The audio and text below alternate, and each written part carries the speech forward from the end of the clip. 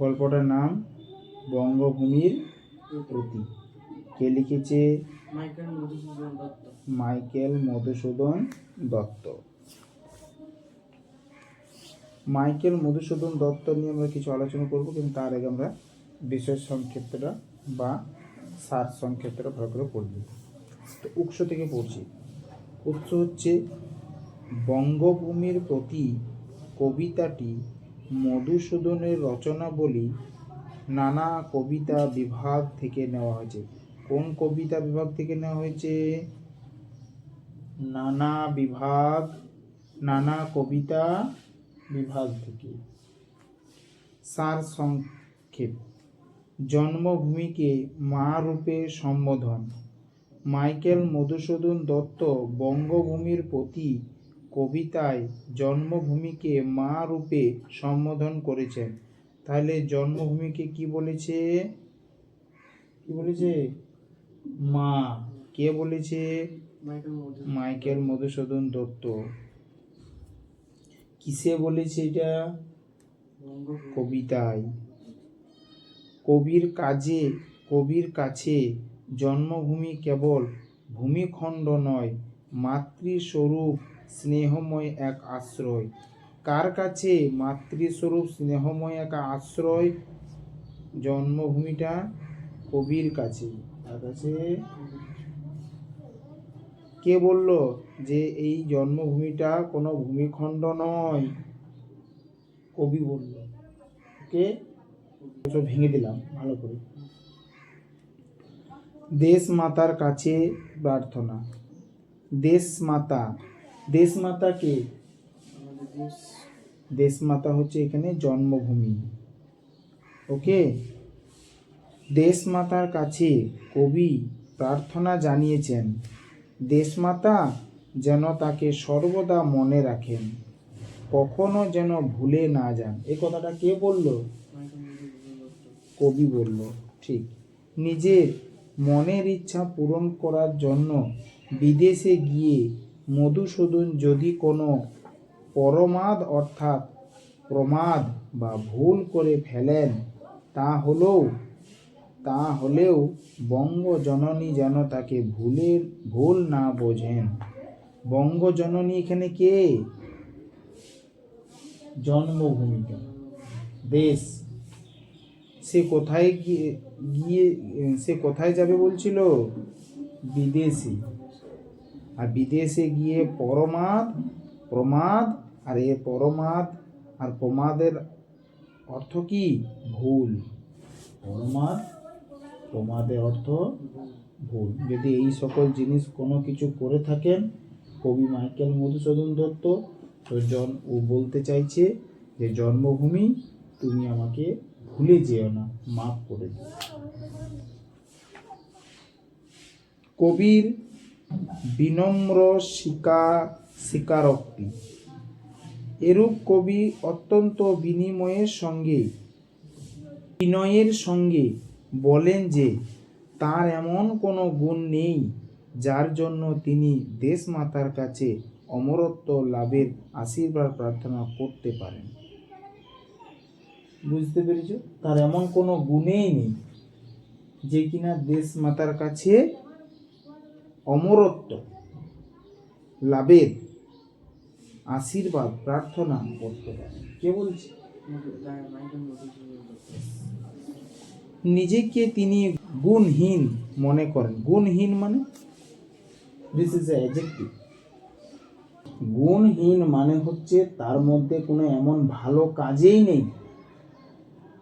ওকে, যে কিনা নিজেকে তিনি গুণহীন মনে করেন, সে কোনো ভালো কাজ তার মধ্যে কেন এমন কথাই নেই, এমন কোনো ভালো কাজেই নেই যে দেশমাতার কাছে সে আশীর্বাদ নেবে। কে বলছে? অথচ দেশমাতার ভালোবাসা পাওয়ার আশা তিনি ছাড়েন না। কে ছাড়েন না? অমরত্বের প্রত্যাশা। তবু কবির হৃদয় একটা নীরব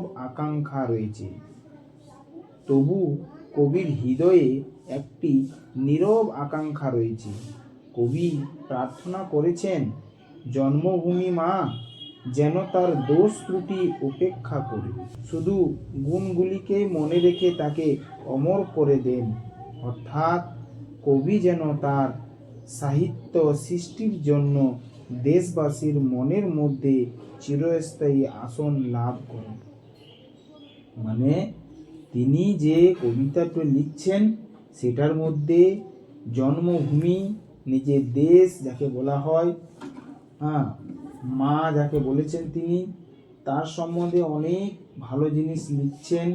তো ওই যেন কবিতাটা পড়ে দেশবাসীর মনে মানে যারা বসবাস করে তাদের মনের মধ্যে চিরস্থায়ী, মানে আজীবন যতদিন সে বেঁচে থাকবে, চিরস্থায়ী আসন লাভ করে। মানে এই সৃষ্টি, মানে এই যে কবিতা পড়ে তারা যেন মাতৃভূমির সম্বন্ধে ভালো কিছু করে। এটাতে কে চাইছিল? সার্বিক বার্তা। এই কবিতায় কবি একধারে বিনম্র এবং আত্মবিশ্বাসী। তিনি বিশ্বাস করেন, কে বিশ্বাস করেন? তার সৃষ্টিশীলতার আলোয় তিনি দেশমাতার কোলে চিরস্থায়ী আসন লাভ করবেন। কে করবেন চিরস্থায়ী আসন লাভ? সব মাইকেল মধুসূদন দত্ত নিজের জন্যই বলে যাচ্ছে। এভাবেই মাইকেল মধুসূদন দত্তের কবিতায় জন্মভূমি মাতার প্রতি ভক্তি, আত্মনিবেদন এবং সাহিত্য সমাধান, অমরত্বের আকাঙ্ক্ষা সুন্দরভাবে প্রকাশিত হয়েছে। তাহলে কত সুন্দর গল্পটা লাগলো। কবি মাইকেল মধুসূদন দত্ত নিজের দেশের জন্য, আমার দেশের জন্য, তোমার দেশের জন্য, আমাদের দেশের জন্য একটা কবিতা লিখছেন। সেই কবিতাটাকে বলছে পড়ে যেন সকলে চিরস্থায়ী এই দেশের মনের মধ্যে, এই দেশের ভালোবাসা চিরস্থায়ীভাবে আসন লাভ করে। আর তার যদি কোনো ভুল ত্রুটি থাকে সেইগুলো কি ভারত মাতাকে মাফ করে দিতে বলছে। কে বলছে? ক্ষমা করে দিতে বলছে। কে বলছে? মাইকেল মধুসূদন দত্ত। এবার আমরা পড়বো নামকরণ সার্থক। সাহিত্যের নামকরণের মধ্য দিয়ে কবি তার সাহিত্য সৃষ্টির সঙ্গে পাঠকদের পরিচয় করান। কাদের পরিচয় করান? পাঠকদের। আমাদের পাঠ্য বঙ্গভূমির প্রতি কবিতাটিও তার ব্যতিক্রম নয়। আমাদের পাঠ্য বঙ্গভূমির প্রতি কবিতাটিও তার ব্যতিক্রম নয়। মাইকেল মধুসূদন দত্ত ইউরোপে থাকার সময় মাতৃভূমির প্রতি তার গভীর ভালোবাসা থেকেই বঙ্গভূমির প্রতি কবিতাটি লিখেছেন। তাহলে এখানে প্রশ্ন আসতে পারে যে মাইকেল মধুসূদন দত্ত কবিতাটি কোথায় লিখেছিলেন? বলবে কি বিদেশে। আর যদি দেওয়া থাকে ইউরোপ, তাহলে বলবে ইউরোপ। ওকে, সেখানে তিনি মাতৃভাষার প্রতি তার নিজের যে গভীর ভালোবাসা, সেই ভালোবাসাটা বর্ণনা করতে গিয়ে তিনি একটা কবিতা লিখেছিলেন। দেশমায়ের থেকে দূরে গিয়ে কবি বিষণ্ণ হয়ে উঠেছিলেন। কি হয়ে উঠেছিলেন? তাহলে বিষণ্ণ হয়ে উঠেছিলেন কেন? তোমার গোটাটা বড় লিখতে হবে, ঠিক আছে? সে কারণেই দেশমাতা অর্থাৎ দেশবাসীর মনে চিরস্থায়ী আসন পাওয়ার জন্য তিনি আকুলতা প্রকাশ করেছেন। কে আকুলতা প্রকাশ করেছেন? কেন করেছেন? না, দেশবাসীর মনের মধ্যে চিরস্থায়ী আসন পাওয়ার জন্য। বুঝতে পেরেছি? কবির মনে হয়েছে মানুষের মনে চিরস্থায়ী আসন লাভ করতে পারলে মৃত্যুর পরেও তার কোনো দুঃখ থাকবে না। এটা কে বলেছে? দেখছো, সব মাইকেল মধুসূদন দত্ত নিজের জন্যই বলছে। ওকে, একদম সহজ গল্প, একদম সহজ গল্প। মানুষের স্মৃতিতে অমরত্ব লাভ করার মধ্য দিয়েই জীবন ধন্য হয়ে ওঠে। মানে স্মৃতিতে, মানে সে যদি বলছে আমি যদি মরেও যাই, আমি যদি পৃথিবীর বুক থেকে চলেও যাই, তো ভারতের মাটিতে যেন মানুষের মনের মধ্যে আমি ঘর বানাতে পারি। যেমন কাজী নজরুল ইসলাম, রবীন্দ্রনাথ ঠাকুর, নেতাজি সুভাষচন্দ্র বোস, মহাত্মা গান্ধীজি এরা চলে গেছে, কিন্তু এরা আমাদের মনের মধ্যে এখনো পর্যন্ত ঘর বানিয়ে আছে, তাই তো? মহাত্মা গান্ধীজি এমন ঘর বানিয়েছে যে তাকে ছাড়া আমরা চলি না, তাই তো? হ্যাঁ, কবিও দেশ মাতার কাছে এই অমরত্বই প্রার্থনা করেছেন। বঙ্গভূমির